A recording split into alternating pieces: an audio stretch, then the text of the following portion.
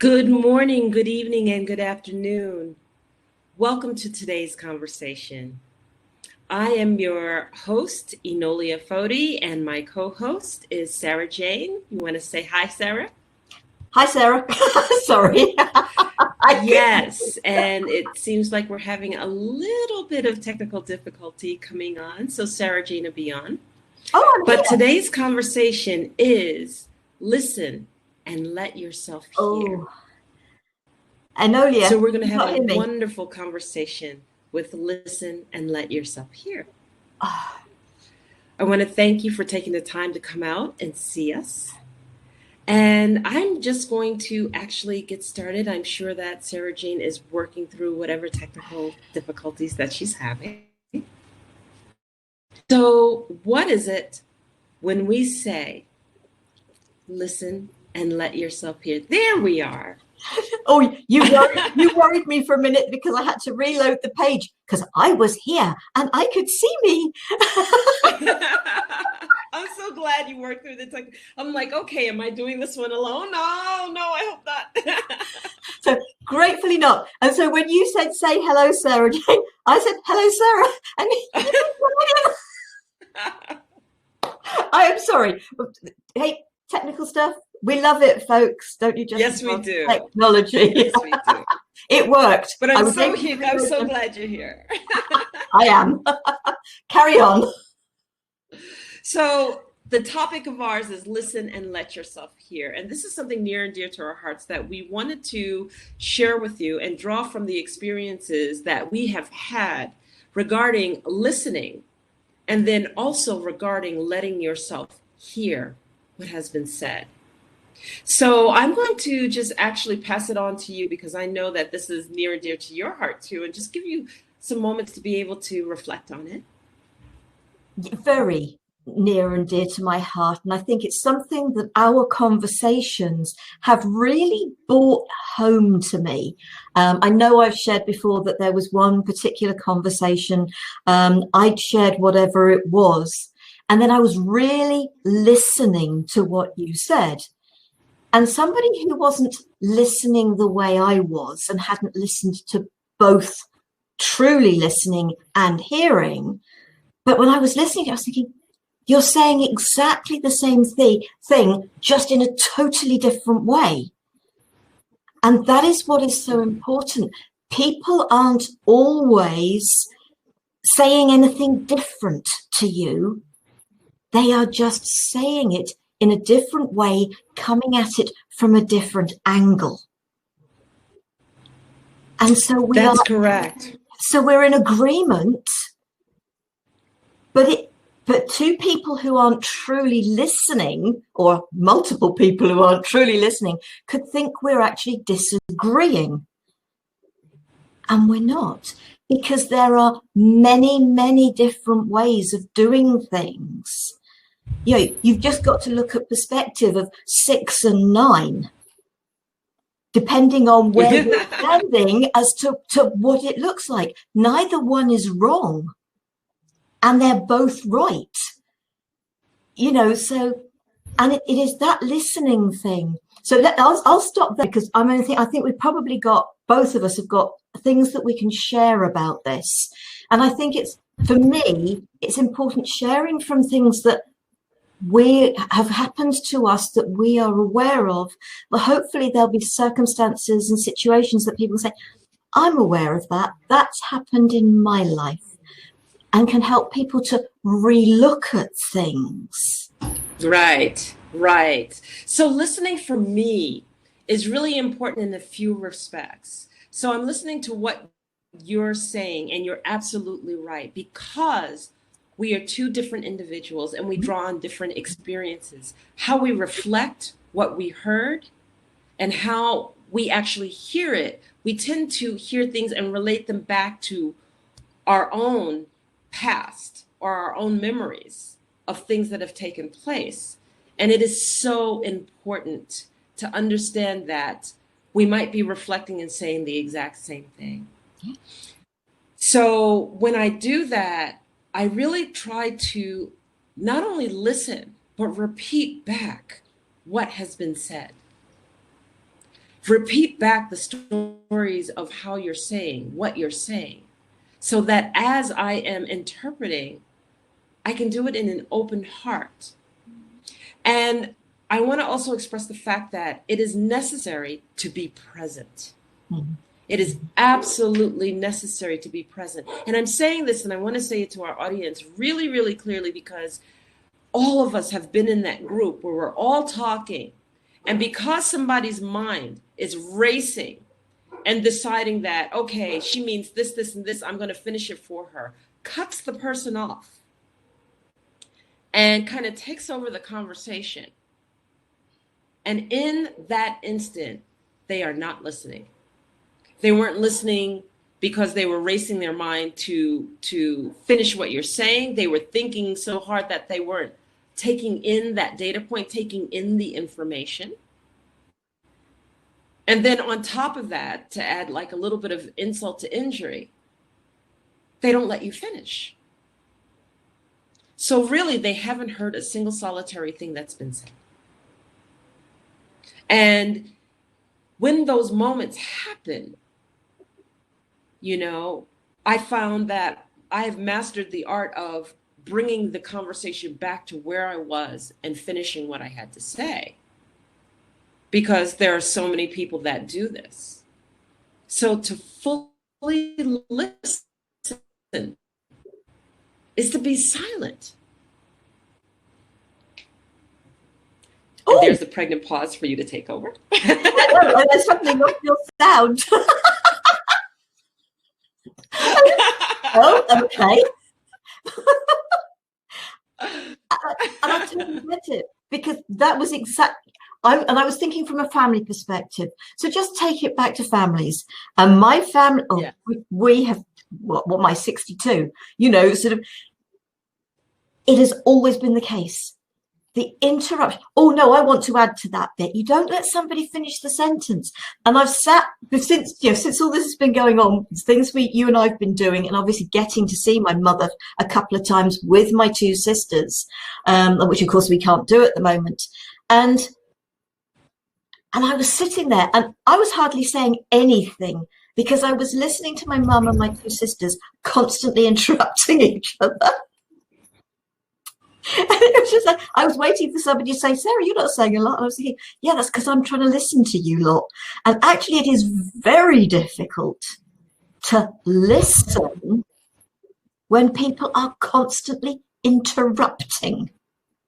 And then when I did get a word in edgeways, and then I was cut off, and quite the opposite to what you were saying, obviously in a work perspective, then obviously if you were trying to share a point, now work can be obviously many different perspectives because of the different types of works there are, teaching, training. But within the family, it was just like, do you know what? I can't be asked to go back there because they're obviously not interested because they're not listening. Oh my goodness. And it is about the hearing. But it's also when listening to that type of thing going on that you think, like the thoughts from me were, is anybody truly listening to what is being said here?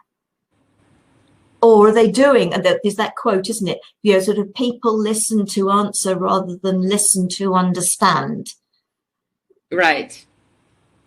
And it was just trying to understand the dynamics of what was going on.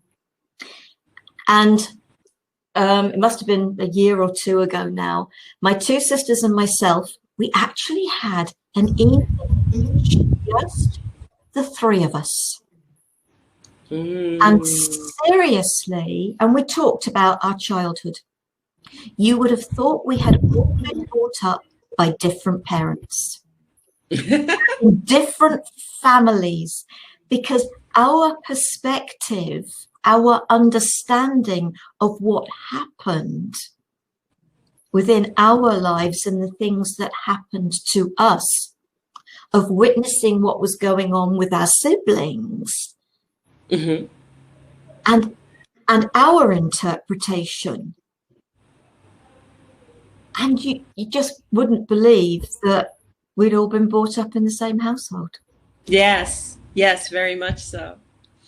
So it's funny because I'm sitting here thinking about my family dynamics, and the way that we communicated, it was we said what we said, and someone would chime in, which means that someone would cut you off and take over the conversation.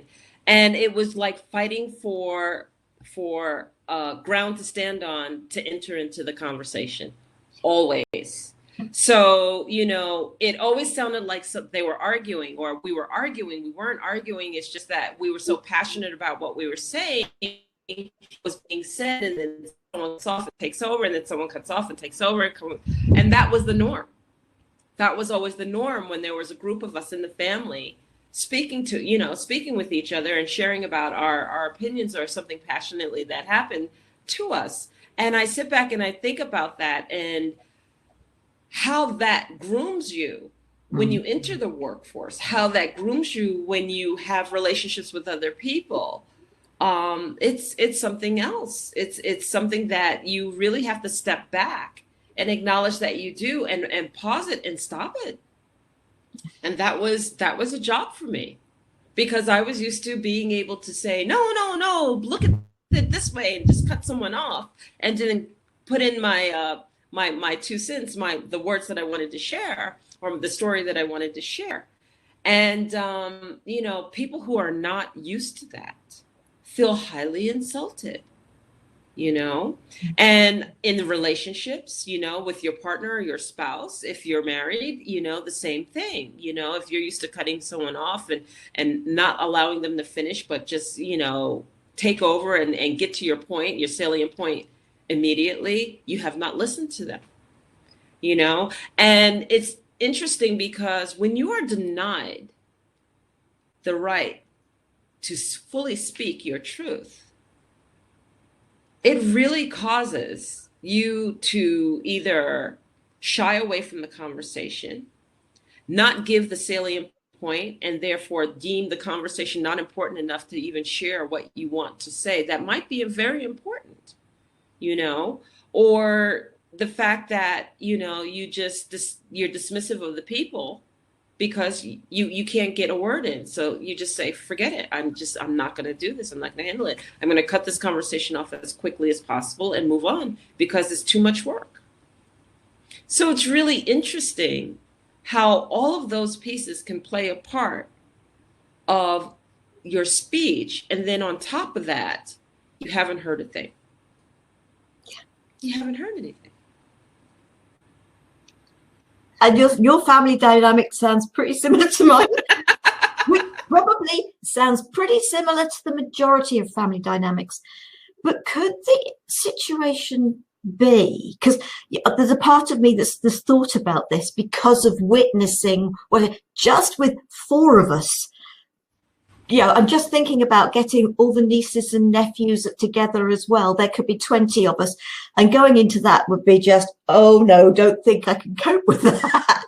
But thinking about what insecurities are being played out here, that we haven't felt our voice has ever been heard, that we keep interjecting and interrupting with the hope of being heard. Whereas everybody within, whether it's a family dynamic, whether it's a work dynamic, whether it's a friend's dynamic, it doesn't matter what dynamic it is, what group it is. Whereas if everybody had the respect paid to listen, we've talked about this before, speaking stick. And it's just like, only the person with the stick is allowed to speak. To speak, yes. If maybe, just maybe, it becomes important to say, it is important that we hear everybody. Because as much as we've said, listen, let yourself hear. The listening is important, but what is really important is the hearing. And you're absolutely right. And that's what I'm hearing here, is that is there an insecurity in each and every one of us that we have to interrupt because otherwise we don't feel we'll be heard. And the truth is, we're still not heard.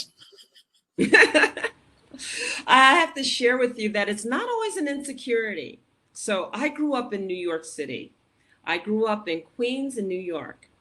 And New York moves fast. Cities move faster than the countryside. Okay, and I've lived in both extensively. And just to give you the dynamics of the city, is that because the city is fast paced, the actual literal pace of it is fast. You're speaking faster, you're moving faster.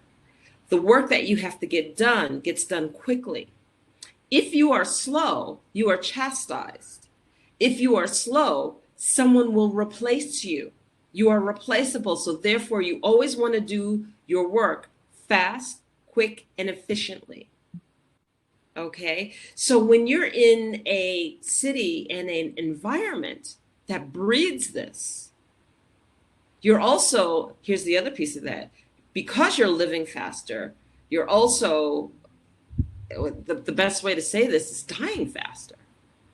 All right. Because you're moving your life so fast and you're doing it, you're not resting. You're stressed all the time. You're working all the time and you're hard at it and you always have to be on and you don't allow that breath, that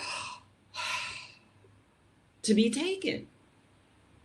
And so you're living too fast. Yeah.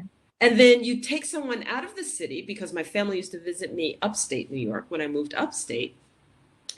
And they were like, oh my gosh, I don't know what to do, because they were so hyped up from the city.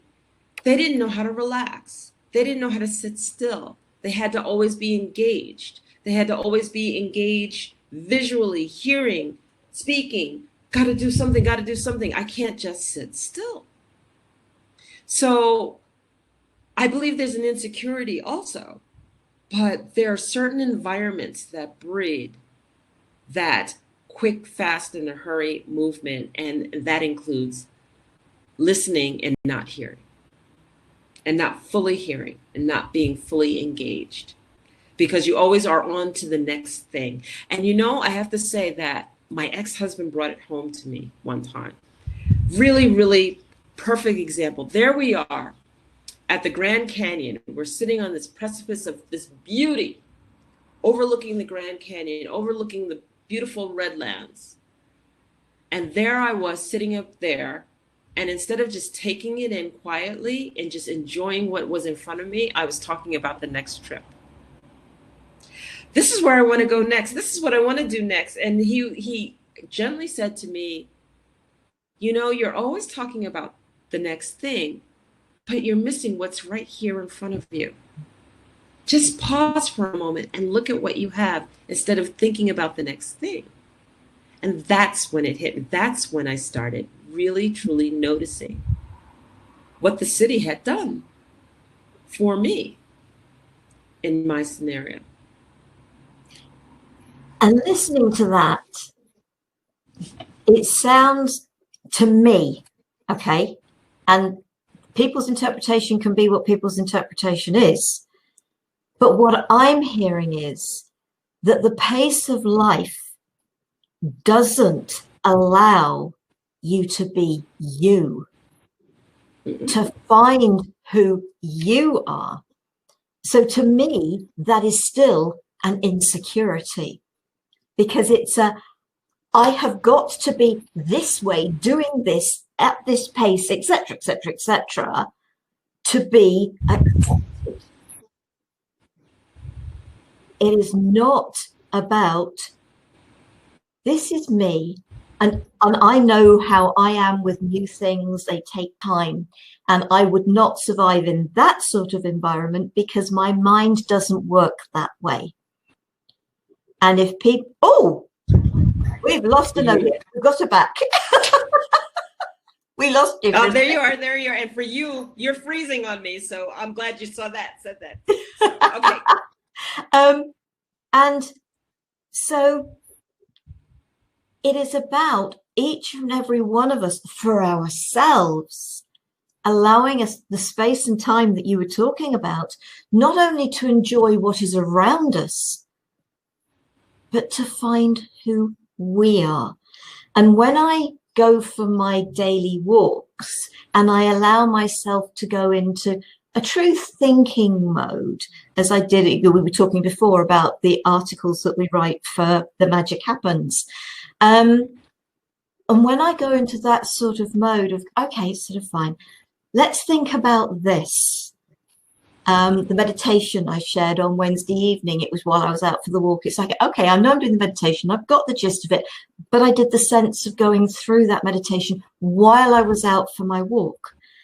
Mm-hmm. So you can either let your mind go racing off into some sort of daydream or some sort of anger about something or frustration about something, or you can say, okay, fine. Let's have a little bit of listening time and allowing time. And there's so many squirrels in the little local woodland here, and sort of all the holes in the ground that they've been digging. And sometimes you hear, I think, all right, that's a magpie having a good old chunter. Oh, that's a squirrel having a good old chunter, sort of other little birds that go flitting around. And it's lovely, and all the leaves falling off the trees at the moment, sort of, and it's those little things. So it's giving ourselves time and listen, let yourself hear to yourself. What is going on within you? How true are you being to yourself? And, having spoken about the fact that my environment really shut down the opportunity to hear, I just want to say to those who are in the city, you have to create that space. You're in the city, take the time to find a place for the sunset. Take the time that makes you pause. And you talked about the talking stick just briefly, in there. When people cut me off speaking, it's so noticeable now because I do fully listen. I do try to fully engage. And so the test of that is, especially if you make it like relatable to a movie. There are people who talk through the movie. If you're talking through the movie, you're not listening. Be quiet. Let the character finish their whole speech before you formulate an opinion. Decide that you want to answer and give comment or judgment to it. That's the practice. Fully listen and just be quiet. Don't talk through it. Listen to it. Engage in it. Understand where it's going. Finish the complete structure of it. And then pause for a moment and reflect. And that's why I believe the talking stick that you said is so powerful. And then once you incorporate understanding that, you're going to see people in a completely different way. You're going to see them in their totality because you've allowed them to express their complete thought versus racing and finishing because your mind is racing so fast. You want to commiserate and just agree really quickly and not really give deep thought to what is being stated to you. So I look at these parts and these pieces here and there, and what it really amounts to is a conscious walk through life, consciously listening. I am going to consciously fully listen to what's being said. I am going to consciously reflect on it, and then I'm going to consciously speak. And even if that means that I'm the absolute last person to speak, or everybody chimes in and they're arguing, somebody finally says, hey, what do you think? You haven't said a word. That'll be my moment.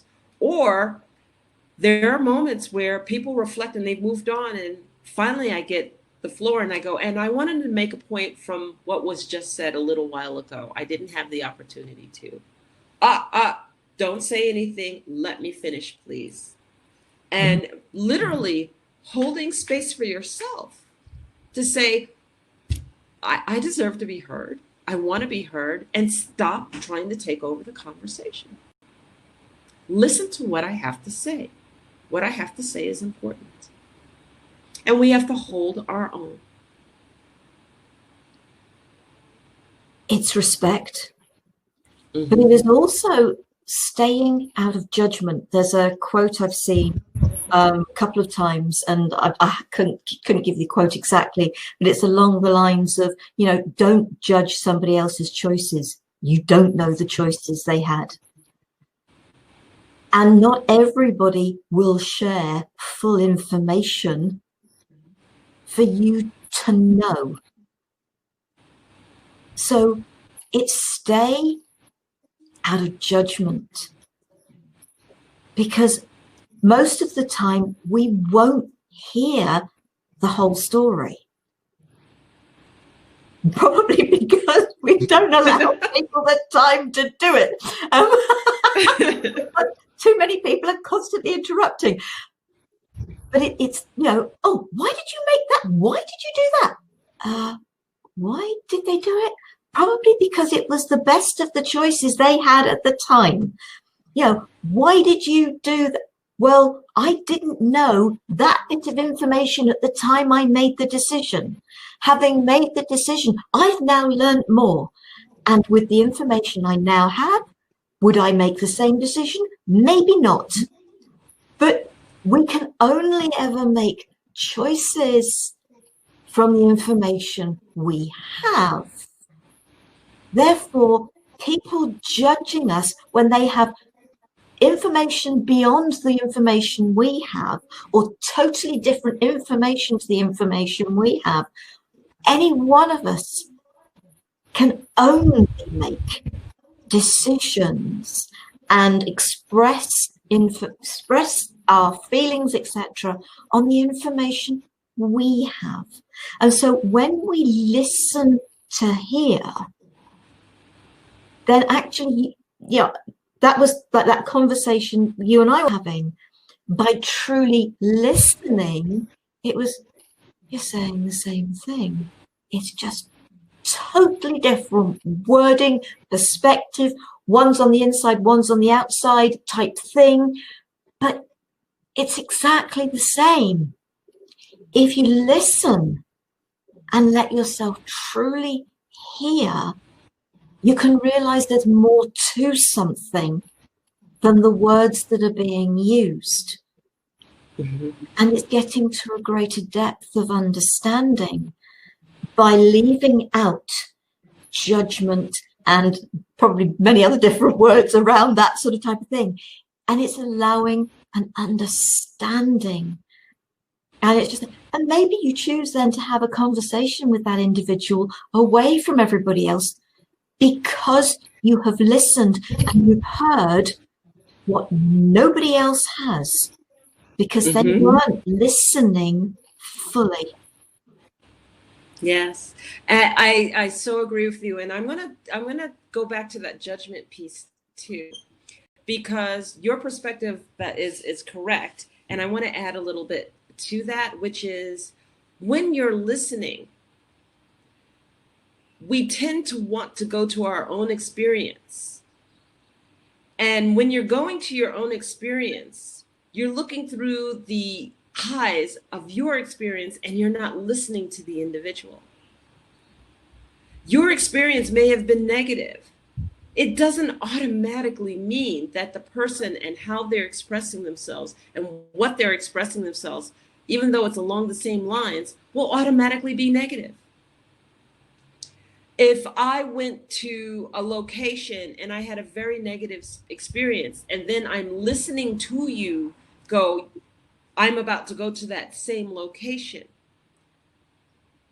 don't cut you off and say, oh, I wouldn't go there. I had the horrible experience, blah, blah, blah, blah, blah. You go there, it's just going to be terrible. Forget it. You shouldn't go there. Instead, I should listen to where you're going, how you're choosing to go, and wish you well. And then if you ask me for the data point of that, I had a terrible experience, or if I create a data point, well, I hope you have a better experience than I did. I encountered this when I went. However, I'm sure that you'll probably have a better experience, because each one of us draws a different experience and a different encounter when we engage in something. What you do isn't going to automatically be the same thing when I do it. Our truths and how we see things are different. Our vibration and what we draw out of people are different. And so therefore, our engagement is different. And people lose that. People lose that. And I make that akin to my day-to-day experiences. Oh, I would never go to another country alone. I would never. And here I sit in Africa by myself, able to travel alone without all of the drama around it. But many people will tell me, oh, you can't go alone. This will happen to you. And that happened to me. And blah, blah, blah, blah, blah. And, oh, I would never, never fly alone, or I would never even think about doing it alone. You know? So we need to step back from our own experiences and allow people to have theirs. And we can give them the data point. Here's a little watch out, because I experienced this, but it doesn't mean you will. And then move on. Yeah. And I'm going to take this to working with people, because I have had two very specific situations in jobs. And the one job, I was taking over somebody, and she said to me, this person's not helpful at all. You'll never get any help from them, etc., etc., etc.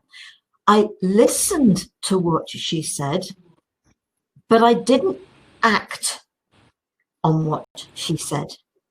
So when I got to meet this individual who didn't work in the same location, he actually ran the distribution center. I was working for a toy manufacturer, and I needed to ring him up and say, please, can you help? What I require is, and he and I got on like a house on fire. He bent over backwards to help me. He was brilliant. It was, and some of the things that happened in respect of the jokes between us, etc. As I said, two totally different areas that we worked in, at the country, not just the company, the country. And he had his family. It wasn't that sort of, but we worked together so well.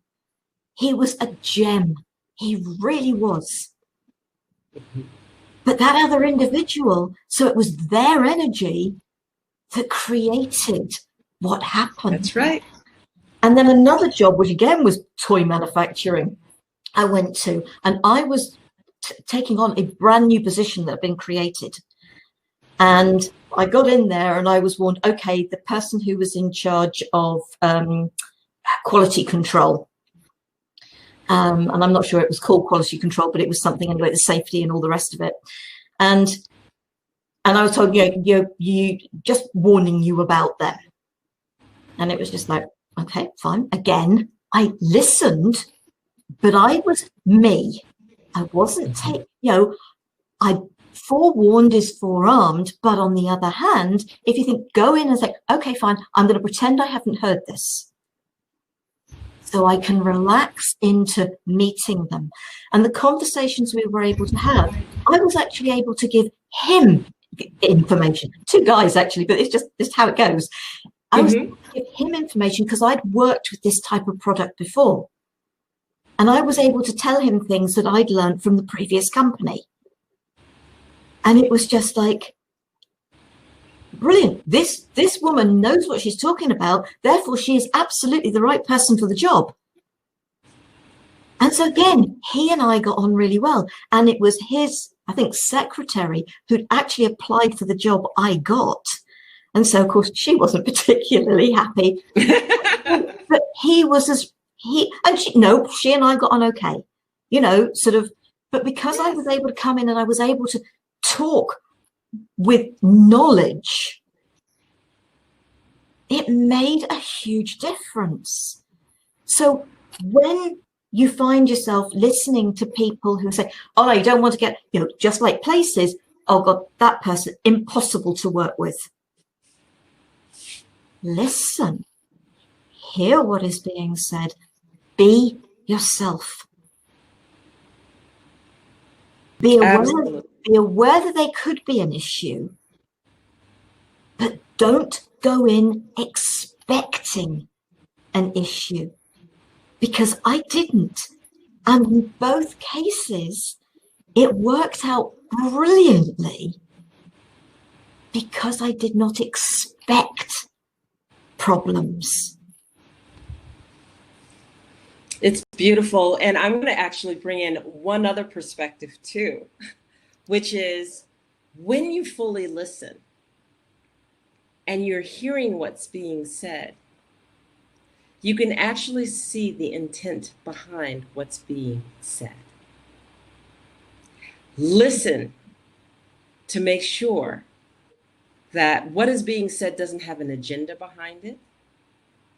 It doesn't have a push behind it to push you to react before you hear and encounter yourself.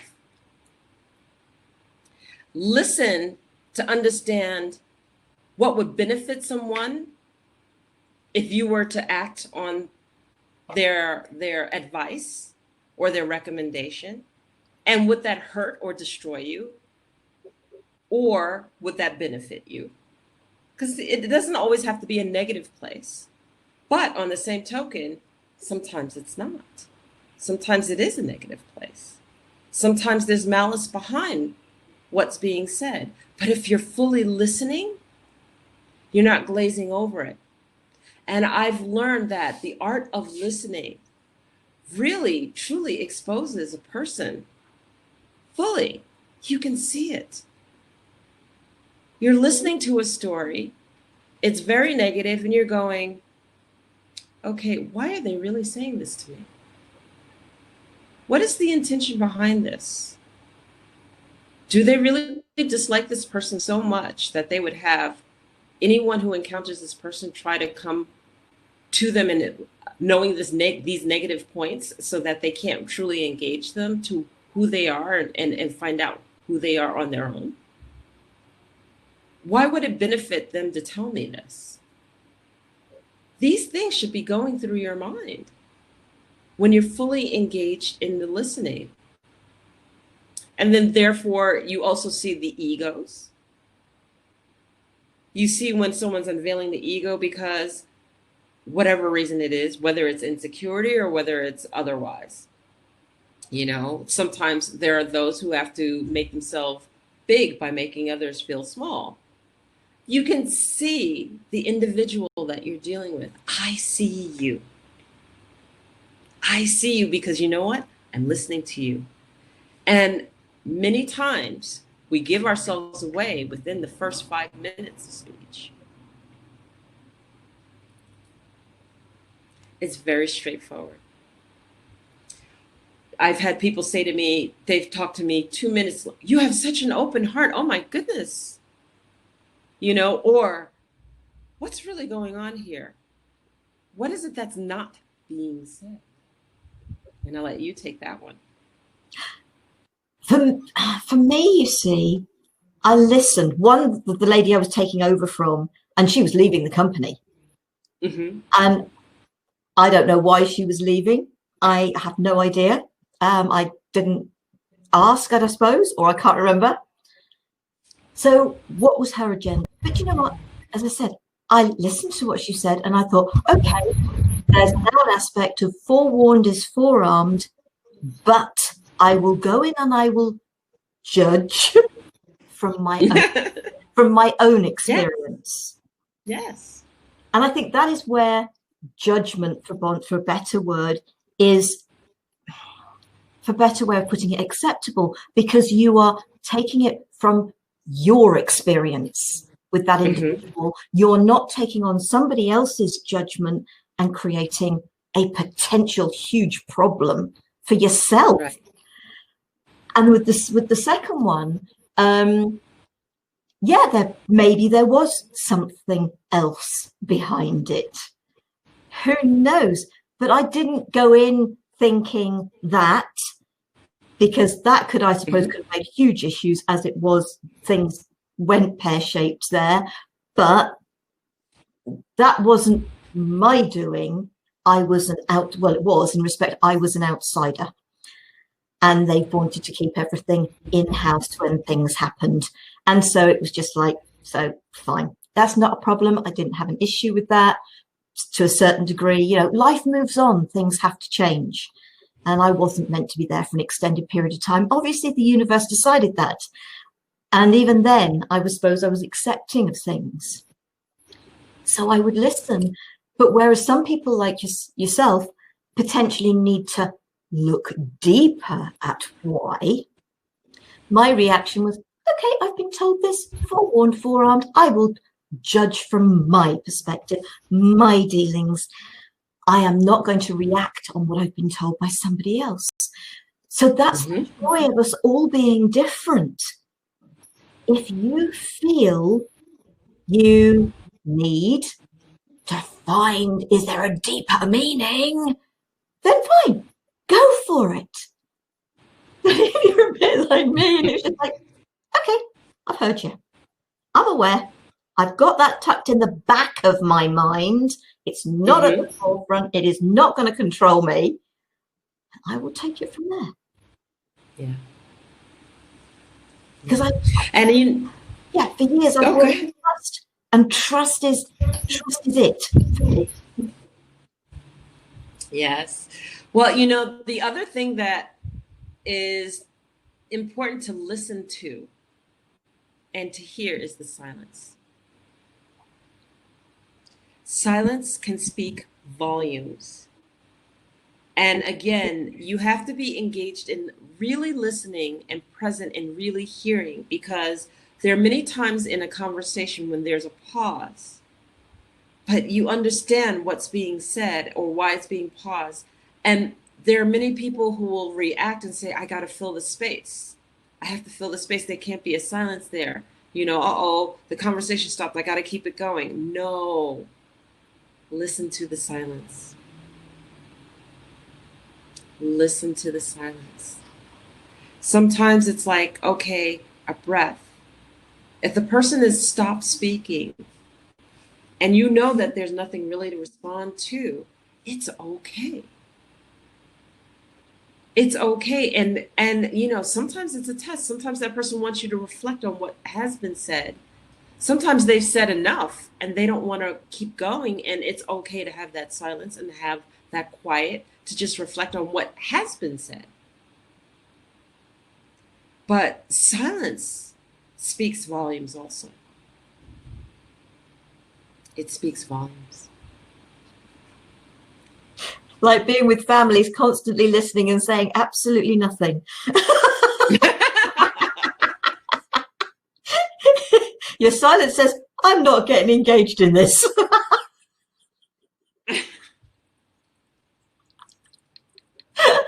Yeah, never happened in mine though. Always speaking.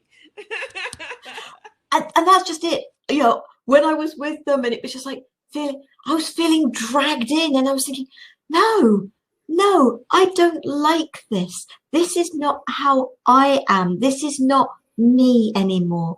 And I think my youngest sister is pretty much the same. Yet I watch her and she's dragged in even deeper than I am. And I was just like, no, just let each individual finish. We don't have to jump in. That thought that has just jumped into our minds isn't allowing us to listen. Yes.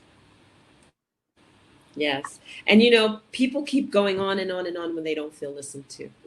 Yeah. You know, just listen to what I have to say and then I'll stop, you know. So again, that cutting off has to be paused, and talking stick is wonderful to work with. If you get dynamics where, you know, as a manager or as a boss, you watch your team talk and you see who's talking, and then you pause them and you say, okay, 5 out of 8 of you have spoken. I want to hear from the ones who have been silent, because you've been listening and you know who has spoken, you know? So it's interesting. It's interesting that you can just pause it and allow to make sure that you hear everyone. Yeah. And this is how important this is to us, because we've been talking about this for 45 minutes. Yes. And I think that's just it, isn't it? if there's something that is, well, it's an energy for us, but it's not that important, we can do it much slower. But I think the experiences that we've had, that we're having, our growth within this has made a huge difference in our lives. And those two jobs were 25, 30 years ago. 30 years ago. So that's, although I wasn't at the start of this journey at that point in time, there is wisdom in looking at things and just being aware. Manager, when I was in my late teens, and I watched the way he treated people, and he was one of the biggest teachers of me of how not to treat people. Mm-hmm.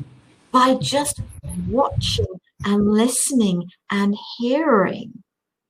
Mm-hmm. You don't have to comment. You can think, right, I don't like the way that person acts. So I would like to leave that part. If there's a part of me that's anything like that, can I please let it go? Which maybe was what gave me the strength to be able to do what I did in those two situations, of making my own mind up about those individuals. Yes.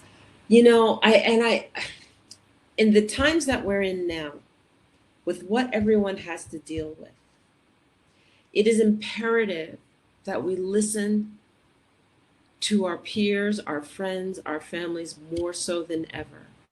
For those who are in pain, they need to be listened to, because when they are heard, they are acknowledged. And then when they're acknowledged, that pain can be released because it's been said out loud, and it's been listened to, and it's been heard.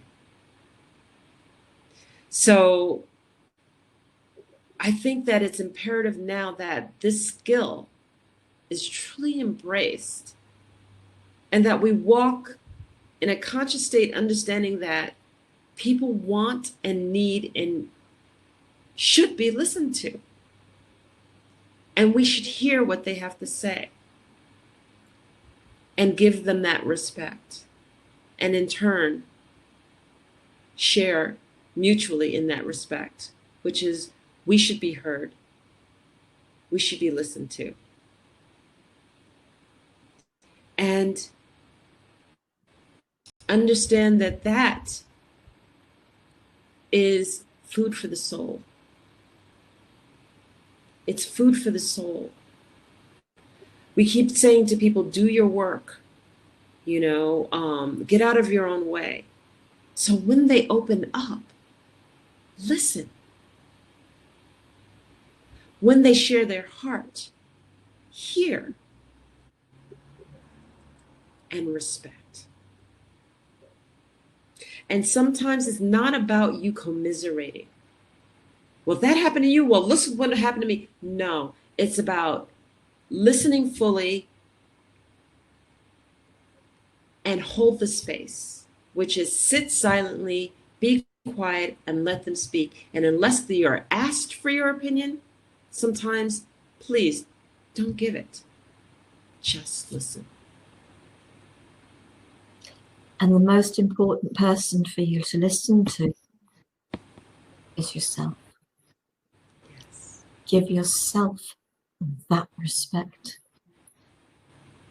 It is so important. Something sort of recently, and it was just like, okay, what's going on? Give myself some space, some time. I don't live in the middle of a very busy city, but it is still important wherever you are to slow down, give your space, self-space, and time. Listen to yourself. Give yourself the courtesy of listening. Okay, so what thoughts are chasing around my mind? Why are they chasing around my mind? What's going on? What happened in the past What are you trying to tell me? What are you trying to guide me that it is time for me to listen to help support maybe a healing? That listening.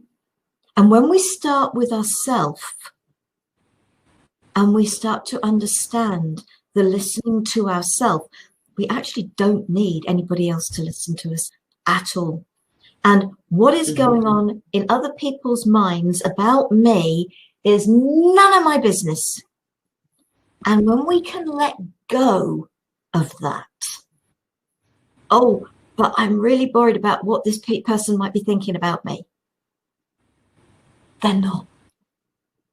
And if they are, it is a fleeting thought because they've got all the stuff that's going on in their own lives. So listen to you. And when you can do that from yourself, for yourself,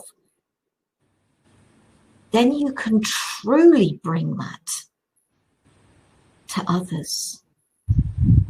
Because your experience of doing that with yourself and knowing how beautifully it works with you.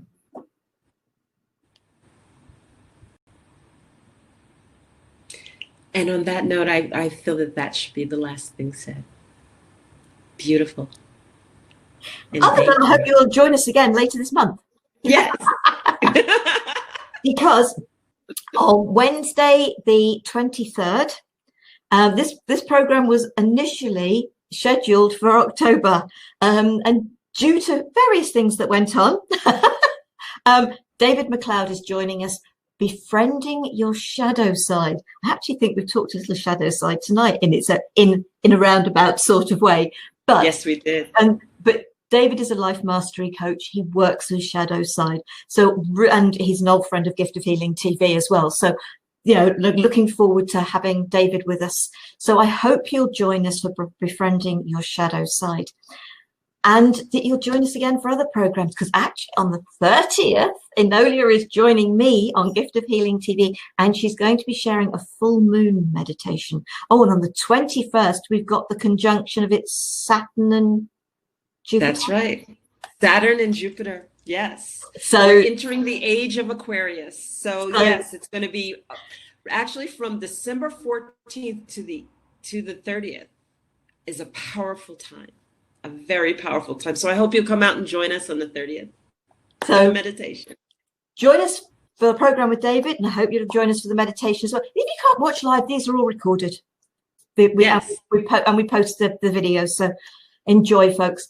Enolia, thank you so very much. It's been a pleasure, as always, to have a conversation with you. And Sara, I love having conversations with you. You warm my heart. You're so from the heart. And I'm so grateful and honored to be here with you. And that's why we do it, because we come from our hearts, from our experiences. And we hope that what we share touches lives to help people to connect with themselves. That's my feeling. It's absolute, and it's echoed right here. Come from your heart, touch the hearts of others, and be you. Thank you so much, Enolia. Thank you, folks. Take care, be safe, stay well, and we will see you again soon. Love, peace, and light. Thank you. Namaste. Bye. Bye.